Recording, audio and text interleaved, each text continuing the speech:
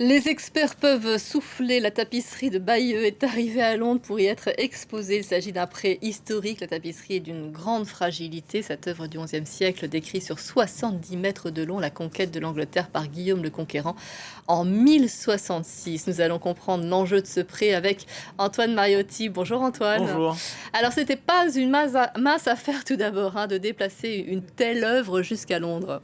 Non, c'était pas une mince affaire, ça c'est certain. C'est un transfert historique et le mot n'est pas galvaudé pour une fois, qui a été minutieusement préparé, mais vraiment à tous les niveaux, que ce soit au niveau de la conservation de l'œuvre évidemment, de son transport, de la sécurité, etc. C'est un véritable défi logistique. Plusieurs études techniques avaient d'ailleurs été menées juste pour pouvoir mener à bien ce transport. Il y a eu 2 voyages tests avec un camion avec une reproduction en taille réelle, grandeur nature donc de la tapisserie, et la date du transfert avait été un secret, alors non pas de Polichinelle, mais un véritable secret. Enfin, sauf qu'il y a eu un Su déploiement de CRS assez conséquent. Exactement, des 2 côtés de la Manche d'ailleurs, et elle est arrivée à 3 heures du matin heure locale à Londres, à bord d'un camion jaune qui est arrivé. Quelques journalistes avaient été prévenus et étaient sur place pour immortaliser le moment. Et puis on parle d'une tapisserie qui fait, on va en reparler dans un instant, mais près de 70 mètres de long, qui du coup était dans un caisson doublé d'une cage métallique. Alors, la seule fois où on peut voir une cage comme ça, c'est peut-être dans Jurassic Park, vous voyez. Et dans ce caisson-là, vraiment, il y a une protection particulière conçue pour réduire les vibrations de 96% pendant le transport. Il y a une température de 20 degrés à l'intérieur, un taux d'humidité à 50%, et vous disiez à juste titre que les spécialistes peuvent souffler, et en même temps attendons, parce qu'elle va encore rester, la tapisserie, quelques jours dans cette boîte là, dans ce caisson là, le temps de s'habituer. Donc on ne sait pas encore si tout va bien à l'intérieur ou s'il y a eu un souci ou pas, pour pouvoir ensuite la déplier et la Imaginez qu'elle présenter ait au public disparu. à partir de septembre. Ne portez pas la poisse, Non, espérons ce pas. serait... Voilà. Que raconte cette tapisserie alors? Raconte beaucoup de choses. Alors Hmm. déjà, je vous disais, elle fait quand même près de 70 mètres de long, 68,58 mètres pour être très précis, sur 50 centimètres de haut. Ce sont 9 pièces de toile de lin qui sont assemblées. Elle date du XIe siècle et elle nous raconte toute la conquête d'Angleterre par Guillaume le Conquérant, donc en 1066.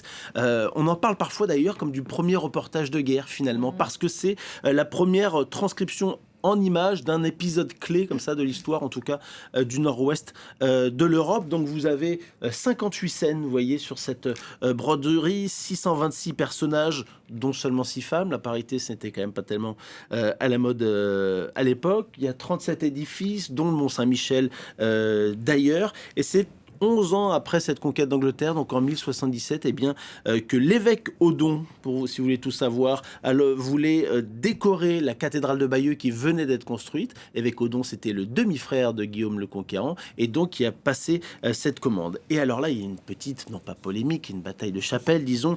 Les Britanniques, et notamment le British Museum, où la toile est désormais prêtée pour un an, estiment que voilà, de nombreux spécialistes pensent qu'il est quand même très probable que cette tapisserie a été brodée par des femmes dans la région de Canterbury, donc dans le sud-est de l'Angleterre. L'ambassadrice de France, qui était présente cette nuit pour l'arrivée de la broderie, disent oui, bon, alors certains disent que c'est en France, d'autres en Angleterre.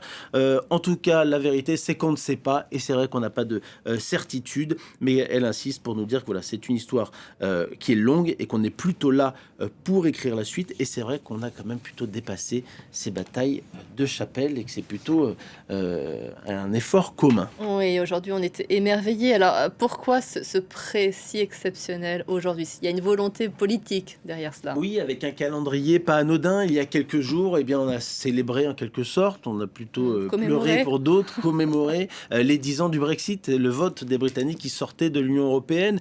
Et ce prêt inédit, comme je le disais, a été annoncé par Emmanuel Macron lui-même en juillet de l'année dernière, donc en 2025, pour, dit-il, revivifier la relation culturelle entre l'Angleterre et le Royaume-Uni et la France d'un autre côté, pour bâtir l'avenir de ce lien. Il a d'ailleurs fait publier une tribune dans le journal The Times dans lequel il parle de tout ça. Il dit d'ailleurs que notre entente cordiale est devenue une entente amicale aujourd'hui. Donc il faut construire l'avenir ensemble. Maintenant, attention quand même à l'incident diplomatique, parce que ça a un coût terrible et que dans la convention entre les Britanniques et les Français, il est précisé que s'il arrivait quoi que ce soit à cette œuvre, les Britanniques devraient s'acquitter d'une